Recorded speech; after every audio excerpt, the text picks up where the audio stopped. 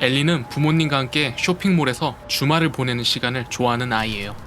엘리는 걸어다니면서 주변을 구경하거나 푸드코트 식당에서 골라 먹을 수 있는 다양한 음식들을 매우 좋아했어요. 그 중에서 서점에서 보내는 시간을 학수고대하는데 시간 서적을 하나 골라 점내 카페에 전자화로 근처에 앉아 독서 시간을 갖는 것이 그 아이의 낙이었죠. 서점에서 발을 들이자마자 엘리는 복도 틈으로 곧장 사라져요. 책 한 권을 집어들고 한시라도 빨리 화로 옆에 있는 안락하고 커다란 의자에 앉아 오래 읽고 싶은 마음이 앞선 모양이에요. 엘리는 재미있어 보이는 책을 집어서 책장을 펼쳐요.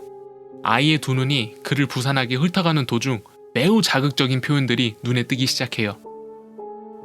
피를 머금으며 환하게 웃는, 교살, 관통과 같은 표현에 아이는 책을 내려놓았어요. 청소년 서적 코너에 온 것을 재차 확인한 엘리는 누군가 잘못 꽂아놓은 걸 거야 라고 생각을 하네요. 이번엔 표지가 꽃으로 수놓인 책을 하나 집어드네요. 책을 펼쳐보자 또 그 단어들이 등장해요. 그 끔찍한 표현들 말이에요. 정원사가 꽃을 보고 미소를 짓자마자 배에 칼이 들어왔다. 그녀가 막 완성한 마치 예술가도 같은 정원에 선혈이 흩뿌려졌다. 이를 치렀다.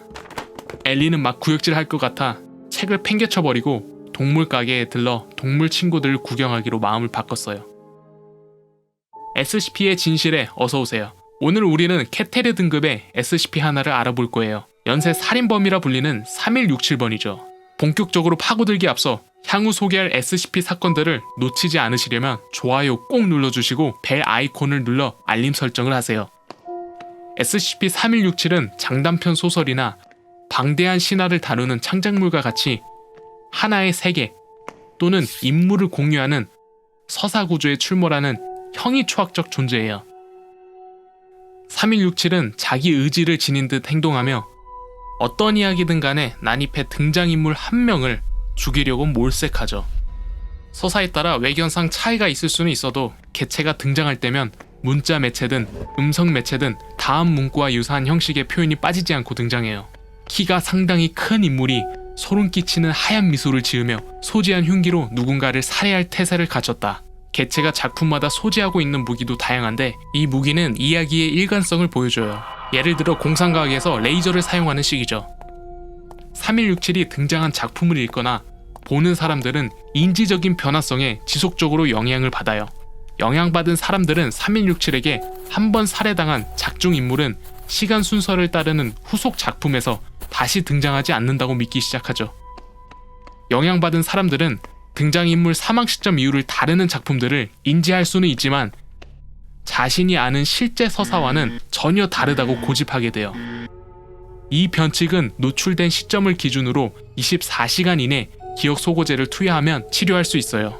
SCP-3167은 어떤 서사가 되었건 단 한 권의 책에만 영향을 끼치는 게 고작이지만 그 변칙성은 계속 지속돼요. 문장 안에서 표적이 된 등장인물은 3167에게 의해 몸서리 칠 정도로 살벌하지만 결국 서사의 논리 흐름에 따르는 방식으로 살해돼요. 목표 인물이 죽으면 3167은 서사에서 빠져나가는데 다음과 유사한 양식의 문장으로 퇴장을 고해요.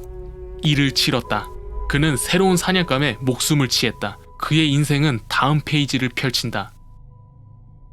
현재 약 5,000권 정도의 책이 이런 영향을 받았으며 대부분이 영어로 된 작품이에요. 3167의 격리는 해당 개체가 난입하여 영향을 미친 책들을 압류하는 것에 초점이 맞춰져요. 또 영향을 받은 책들이 격리하는 일과 더불어 영향을 받은 사람들의 뒤틀려버린 인지 기능을 회복할 수 있도록 일정 기간 동안 기억 소고 치료를 해야 하죠.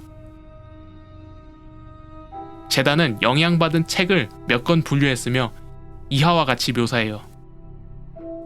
해리포터와 불의 잔. SCP-3167이 불의 잔 의식 도중 나타나 론 위즐리를 죽음의 저주 아바다 케다브라로 치명타를 입힌 후 사라졌다. 론은 해리에게 기어가 그의 귀에 무슨 말을 속삭인 후 숨을 멎었다. 반지의 제왕. 크아자 둠의 다리에서 마주친 발로그가 3167로 대체되었다. 개체는 키가 상당히 큰 인물이 입가에 불을 머금고 하얀 미소를 지으며 라는 서술로 등장했으며 불 채찍을 휘둘렀다. 간달프는 반지의 제왕에서 발로그를 막았던 방식으로 SCP를 저지해보았지만 3167은 채찍질을 휘둘러 그를 양단해버렸다.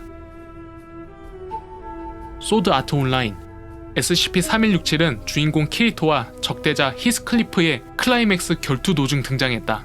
개체는 키가 상당히 큰 플레이어가 소름돋는 하얀 미소를 띠며 맥동하고 번쩍이는 육중한 클레이어 모어를 들어보이며 살해할 태세를 갖췄다는 묘사를 통해 모습을 드러냈다. 개체는 75층의 지표면을 강타했고 이로 인해 접속 인원들이 강퇴되고 소드 아트 온라인은 종료됐다.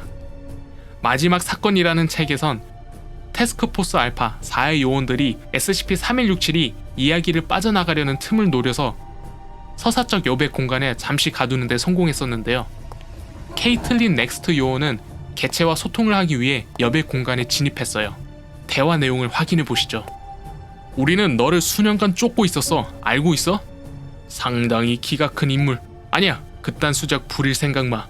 네가 나를 죽이려 할 때마다 말이야, 내가 서사의 주도권을 가져갈 거야.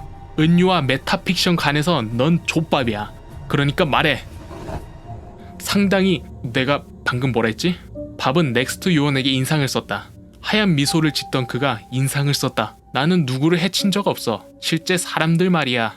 너는 지난 4년간 적어도 90개의 작품 세계를 망쳐놨어.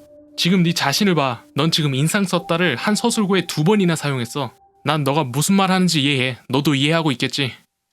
나는 작가의 소원을 이행하고 있을 뿐이야. 롤링은 위즐리가 죽길 바랬어. 도일은 마지막엔 홈즈를 싫어했지. 카와하라는 오래전부터 소드 아트 온라인을 연재 중단하고 싶어 했어. 그러면 차르이비는 어찌 된 일이야? 그녀는 고개를 가웃거렸다. 무슨 소리야?